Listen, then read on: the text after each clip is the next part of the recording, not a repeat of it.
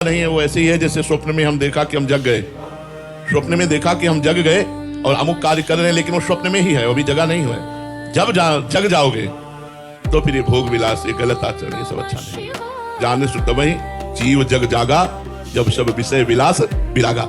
समस्त भोगों से वैराग्य हो जाए, कुछ अच्छा ना लगे तो वास्तविक जानकारी वो हुई। अभी स्वाप्निक जानकारी है, सुना है कि भोगों में सुख नहीं है, ऐसा है वैसा, लेकिन मन लालच से भोगों के लिए अभी मलिनता गई नहीं, अभी विक्षेप मल आवरण सब बना हुआ है। इसलिए डट के साधना करो। जानकारी का सदुपयोग करने के लिए अध्यात्म बल चाहिए। हम जानते हैं ये नहीं करना चाहिए, फिर भी कर रहे हैं।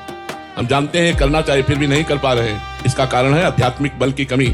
आध्यात्मिक बल संतों के समागम से, भगवान नाम जप से, शास्त्र स्वाध्याय से, संयम नियम से ये अंदर जागृत होता है। फिर दृढ़ प्रतिज्ञ हो जाता है साधक। जो बोलता है वही करता है, जो सोचता है वो सत्य सोचता है, असत सोच को रौंद करके वो सत्य मार्ग का पथिक बन जाता है। तो इसमें साधना की जरूरत है। अब आजकल की क्या साधना, 10-11 बजे तक सोते हैं लोग। बड़ी पीड़ा है इस बात की कि लोग ब्रह्म मुहूर्त में नहीं जगते हैं। रात्रि में मनोरंजन करते हैं, मन विलास में समय व्यतीत करते हैं और 2 बजे 3 बजे सो जाएंगे और 10-11 बजे तक सोते रहेंगे। जो हमारे जीवन की मधुर बेला भगवत आराधना, शास्त्र स्वाध्याय, भगवत ध्यान की है, वो निद्रा में नष्ट कर देते हैं। फिर जगह फिर वही भोग विलास, रुपया पैसा मान प्रतिष्ठा, इसी में पूरा जीवन व्यतीत कर देते हैं। वृथा बलगन करत देव खोवत सकल, सोवतन रात नहीं जात जानी, ऐसे ही भात कबहु न समझे कछु, कौन सुख दुख को लाभ हानि। क्या वास्तविक सुख है, क्या दुख है, क्या लाभ है, क्या हानि है, ये जीव समझ नहीं पा रहा। सुख है भगवान का यश श्रवण करना, यश गान करना, नाम जप करना, परोपकार करना, धर्म पूर्वक अपने कर्तव्य का पालन करते हुए भगवत स्मृति में रहना। दुख है भगवान को भूल करके संसार के भोगों में रत होकर समय को नष्ट करना। बड़ा भयावह है। रोज आयु हमारी नष्ट होती चली जा रही है। दिन गया, रात गई, ये सब हमारी आयु से कट रहे हैं। अब हमारी आयु थोड़ी रहती चली जाए, पता नहीं शाम तक जिएंगे कि नहीं जिएंगे, कल तक जिएंगे कि नहीं जिएंगे। फिर भी हम प्रभु को नहीं सुमिरन कर रहे, फिर भी हम अपने कल्याण की बात नहीं सोच रहे। बड़ी अज्ञानता है, हमें सावधान हो जाना चाहिए। केवल मनुष्य शरीर से ही साधना करके हम भगवत प्राप्ति कर सकते हैं। तो ये जो जानकारी है, इसका प्रयोग तभी होगा जब खूब नाम जप करोगे, अध्यात्म बल वाले बनोगे। श्री हरिवंश नाम बल लहो, अपने मन भाई सब कहो, रहो शरण हरिवंश की।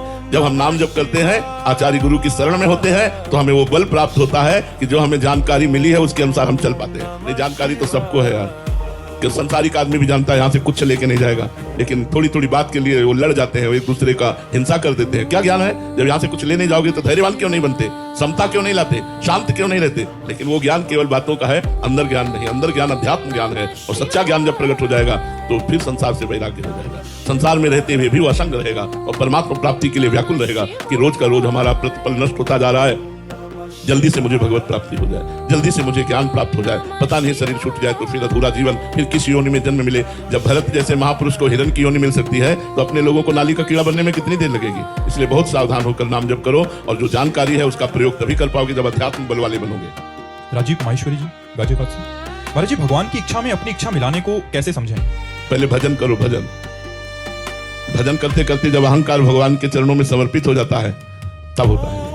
हृदय में प्रेरणा हुई और प्रेरक रघुवंश विभूषण, वो वही करता है, वो सिद्ध पुरुष होता है। साधक को हृदय की प्रेरणा के अनुसार नहीं करना चाहिए। हृदय की प्रेरणा को शास्त्र और संतों की वाणी से जांचना चाहिए। शास्त्र प्रमाणित प्रेरणा है तो करेंगे, और शास्त्र प्रमाणित नहीं तो नहीं करेंगे। सिद्ध पुरुष या मूर्ख पुरुष, दो ही हृदय की प्रेरणा से चलते हैं। मूर्ख है, उसको ज्ञान नहीं, तो जो मन में आया सो कर बैठा।